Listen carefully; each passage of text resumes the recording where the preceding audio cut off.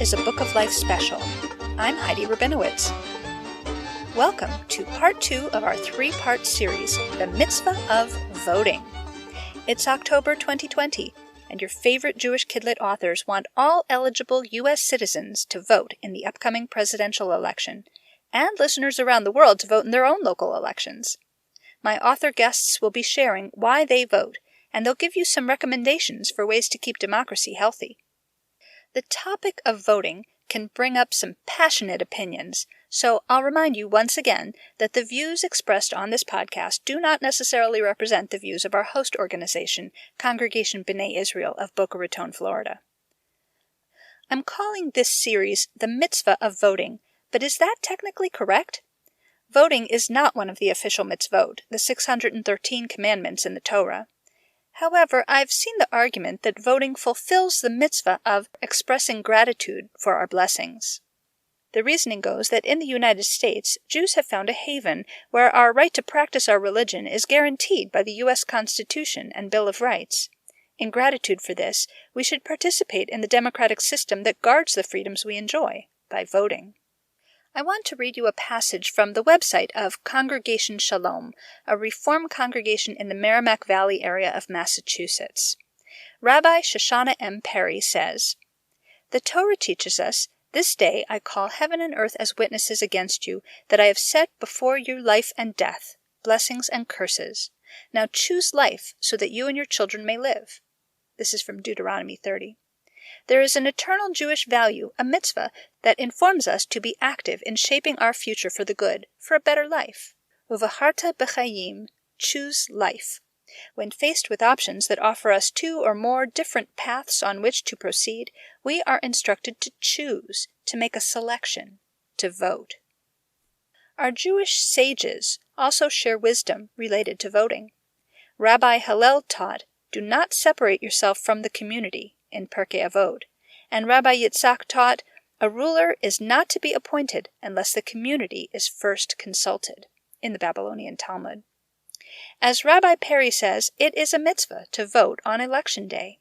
Voting is certainly a privilege that we should never take for granted.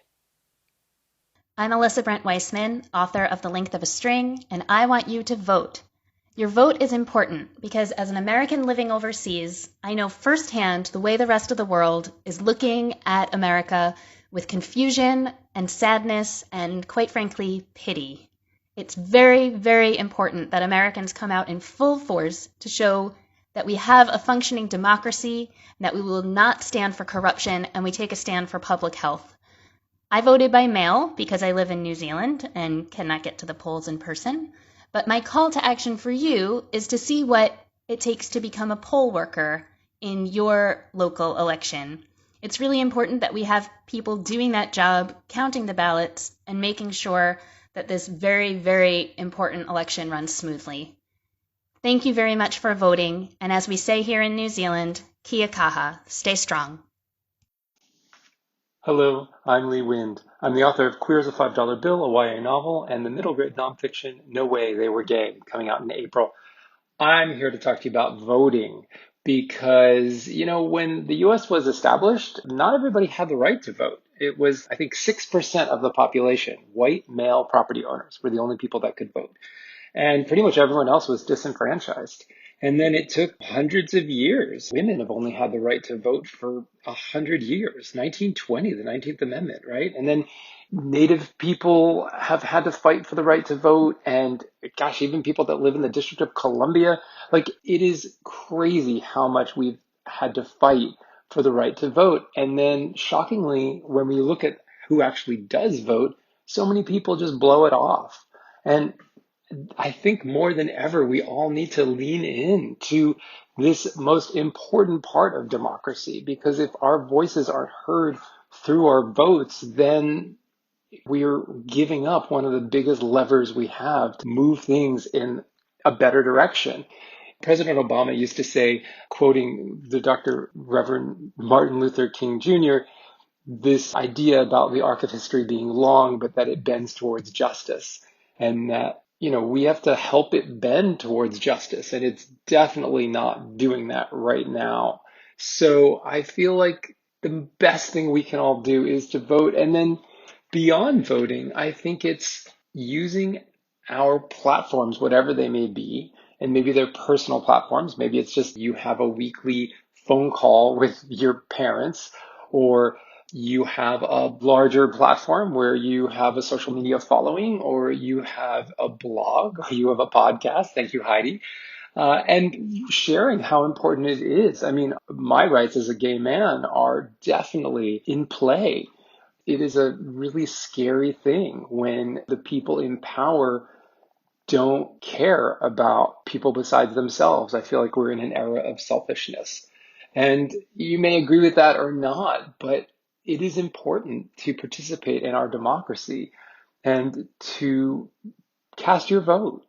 So I did mine last night. I have a mail-in ballot. I live in California. I went and I put it in the mail at the post office last night, and I feel a lot better. I feel like I've gotten to share my vote. That's one way I'm able to use my voice. And the other way is sharing on the platforms I have access to. I hope you're well and safe, and I hope that we can all grab onto that arc of history and bend it towards justice together. Thanks. Hi, I'm Barbara Bates, and I am the author of Sweet Tamales for Purim. I'm excited for everyone to vote this year. I'm going to be voting by mail. Be sure you get all your friends and family, whether you can do things big or small, get the word out and vote. Hi, my name is Jane Breskin-Zalbin. I'm an author of the Sidney Taylor Silver Book, A Moon for Mo and Mo, and the author of Jewish books for Benny, as well as many others.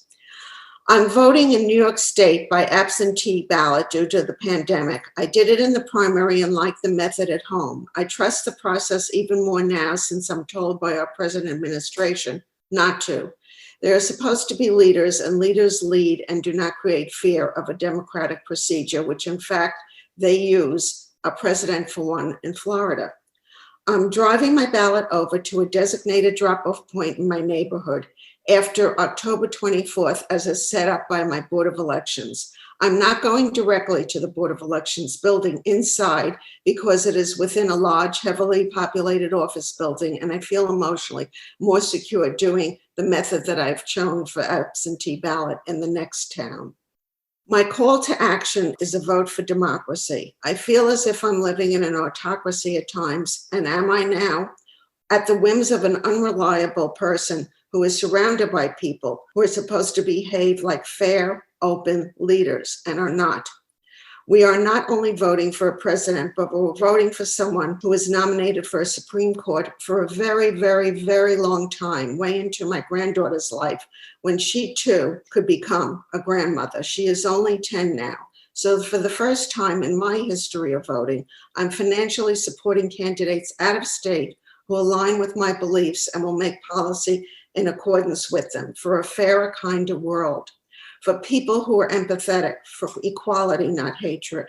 It is because of what we've all witnessed in these last years, it frightens me to see rights stripped away for some, and then ultimately for all of us. Gradually, it is insidious. I now understand when we ask in a World War II, how did it happen? How did it happen in a place like Germany? Now I understand, and now I see it.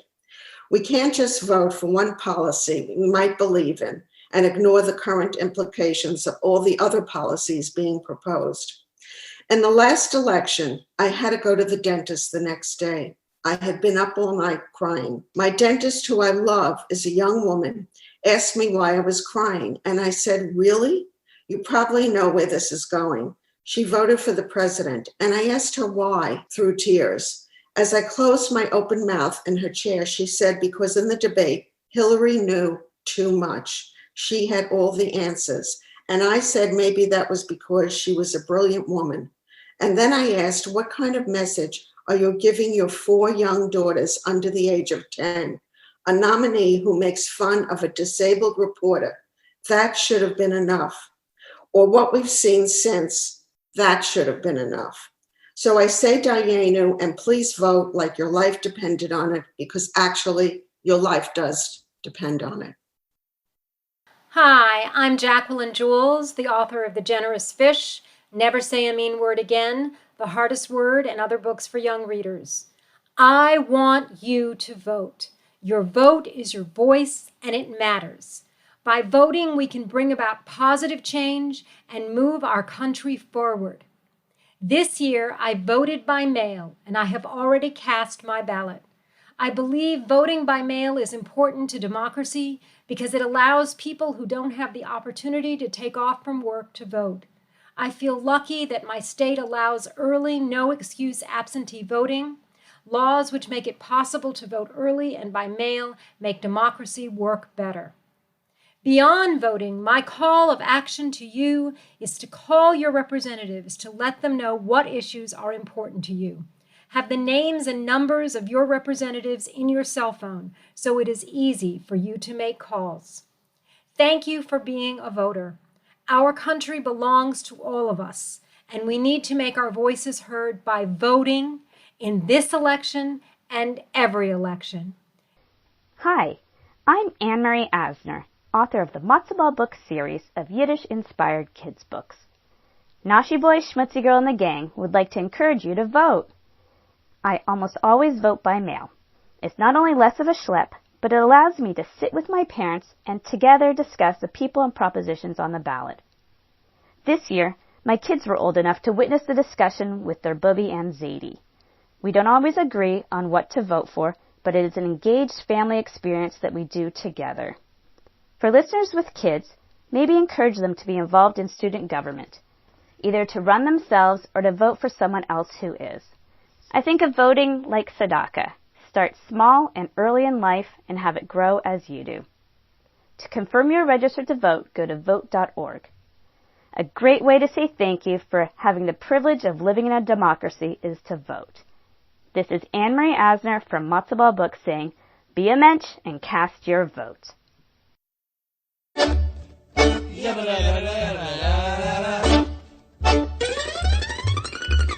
Thanks for listening to this Book of Life special, The Mitzvah of Voting. Visit bookoflifepodcast.com for links to more information about today's guest authors. Want to share your own thoughts on voting? Leave a comment on our blog or social media. Call us at 561-206-2473 or email bookoflifepodcast@gmail.com. As always, the opinions expressed on this podcast are not necessarily those of our host organization, Congregation B'nai Israel of Boca Raton, Florida. Our background music is provided by the Freilach Makers Klezmer String Band. Thanks for listening. Happy reading and happy voting.